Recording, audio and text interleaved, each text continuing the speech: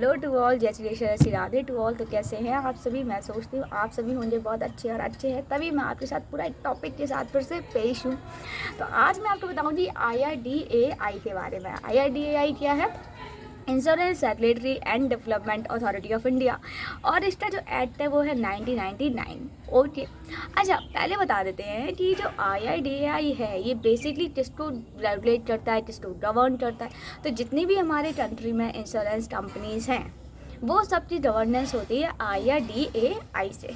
Okay, yes. और ये है क्या? ये है एक independent statutory body. Independent statutory body का मतलब है कि इसका पहले संधि विच्छेद करते हैं, इनको अलग अलग से समझते हैं। इंडिपेंडेंट का मतलब है that means it is not dependent on anybody. ये इंडिपेंडेंट है, जैसे हमारा भारत है। क्या हम डिपेंडेंट हैं? No, we are independent. हमारा भारत एक स्वतंत्र देश है and we all are free. Okay, so independent जैसे हमारा देश है वैसे ही IRDAI भी इंडिपेंडेंट है। अब आते हैं स्टैचुटरी। स्टैचुटरी का मतलब क्या है कि it is govern by statutes. Statutes का मतलब क्या है? लॉ। ओके, तो ये लॉ से गवर्नेंस है इसकी। और लॉ कहाँ पे बनते हैं? लॉ बनते हैं पार्लियामेंट से। तो ये बेसिकली ऐसी बॉडी है जिसको पार्लियामेंट ने बनाया है। Yes, that was set up under the IRDAI act 1999। और कौन से एक्ट में ये सेटअप हुआ है? ये सेटअप हुआ IRDAI एक्ट के अकॉर्डिंग। IRDAI एक्ट 1999 के अकॉर्डिंग इस बॉडी को सेटअप किया गया है। जैसे RBI के लिए RBI एक्ट था, ऐसे ही सारी जो स्टैचुटरी बॉडी है, इंडिपेंडेंट स्टैचुटरी बॉडी है, सबका एक एक्ट है। तो इसका है IRDAI एक्ट 1999। अब भाई पर्पस क्या है इसका, क्यों लाया गया? तो बेसिकली अगर आप देखो जैसे LIC है, बजाज है, ये सब जो क्या है ये एक इंश्योरेंस कंपनीज है जिनके पास हम क्या होते हैं, हम जाकर वहाँ पे इंश्योर्ड होते हैं। इंश्योर्ड से मतलब क्या है कि हम इंश्योर्ड होते हैं against the accidents, against the बीमारी जो हमें हो जाती है। और क्या हमें बीमारी पूछती होती है कि भाई बीमारी ये वाली डेंगू हो जाऊँ क्या?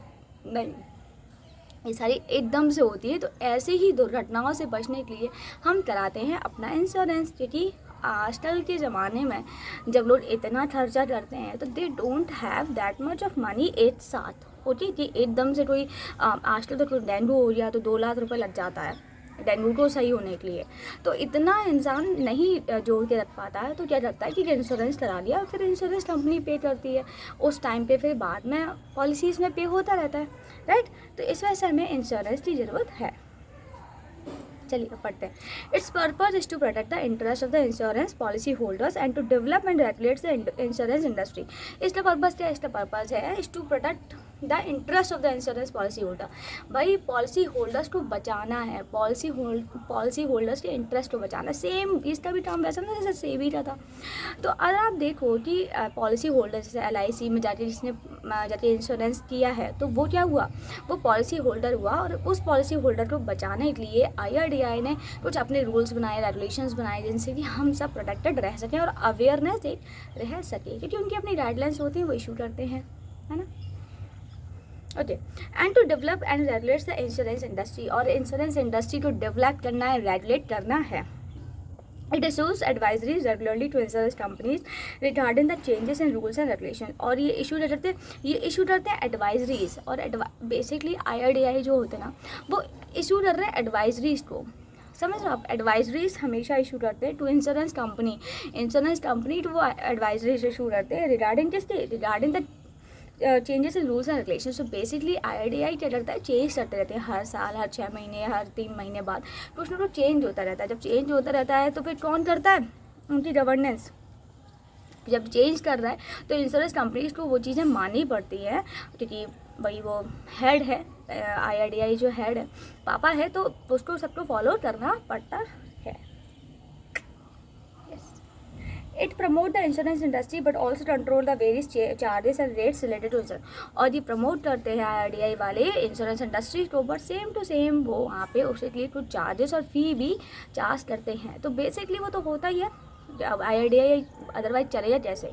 अगर वो चार्ज नहीं लेंगे, फीस नहीं लेंगे, तो obviously how they will run. Okay, the 3 main objectives of IRDAI are. और 3 मेन ऑब्जेक्टिव्स ऑफ IRDAI क्या है?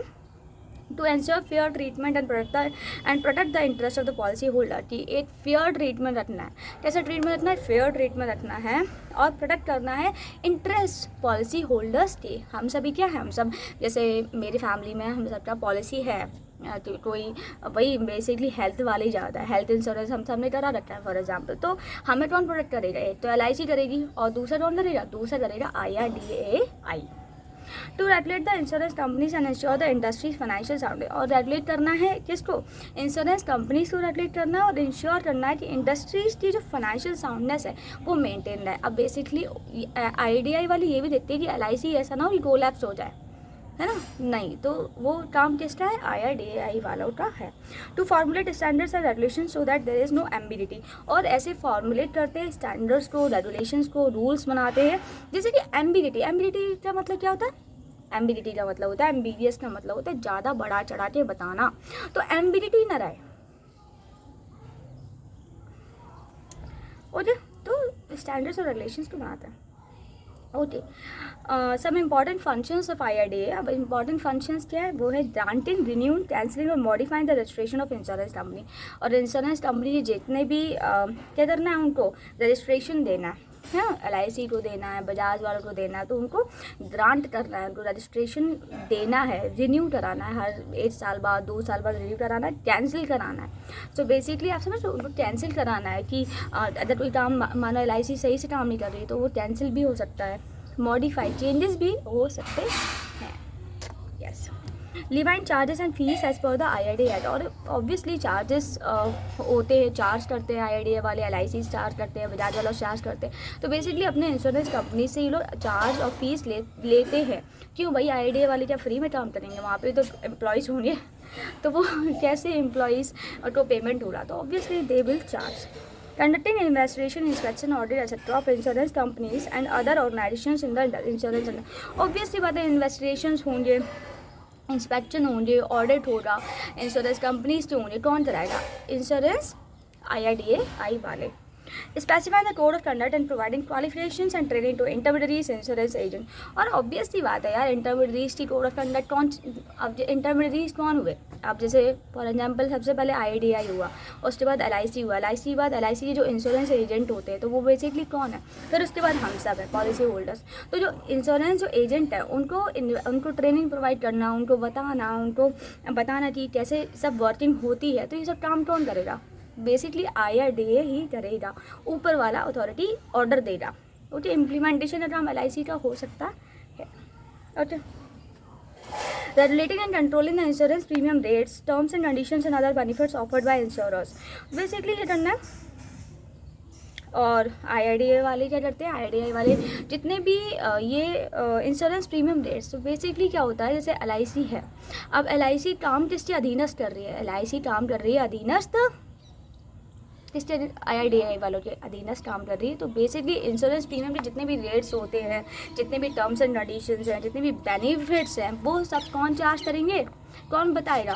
IRDAI वाले बताएंगे LIC कंपनीज को, बेसिकली इंश्योरेंस कंपनीज को। Provide a grievance redressal forum and protect the interest of the policy holder. So basically क्या ये है कि ये करते हैं कि एक देखिए IRDAI वाला क्या करते हैं, insurance and regulatory development authority of India वाले क्या करते हैं कि ये ना एक रिड्रेसल, एक ग्रीवांस रिड्रेसल इनका फोरम होता है। तो वहाँ पे क्या होता है कि आपकी जितनी भी ग्रीवांसेस है, ग्रीवांसेस का मतलब क्या है कि प्रॉब्लम जितनी है, जितनी आपकी कन्फ्यूजन्स है, कन्फ्यूजन्स कैसी होंगी? पॉलिसी होल्डर्स को होंगी, LIC वाला को भी हो सकती है, इंश्योरेंस कंपनीज को भी कन्फ्यूजन हो सकती है, पॉलिसी होल्डर्स को भी कन्फ्यूजन हो सकती है। तो दोनों का ही ये कन्फ्यूजन है वो यदि IRDAI वाले सॉल्व करते हैं, क्योंकि उनके पास है एक ग्रीवांस रिड्रेसल फोरम, और वहाँ से ही करते हैं, प्रोटेक्ट करते हैं interest of the policy holder को। ओके, चलिए आप चलते हैं, बाय बाय, टाटा, जय श्री कृष्णा, जय श्री राधे। और क्या बोला था मुझे, और do subscribe and like my videos, comment on my videos, do motivate me. Bye bye.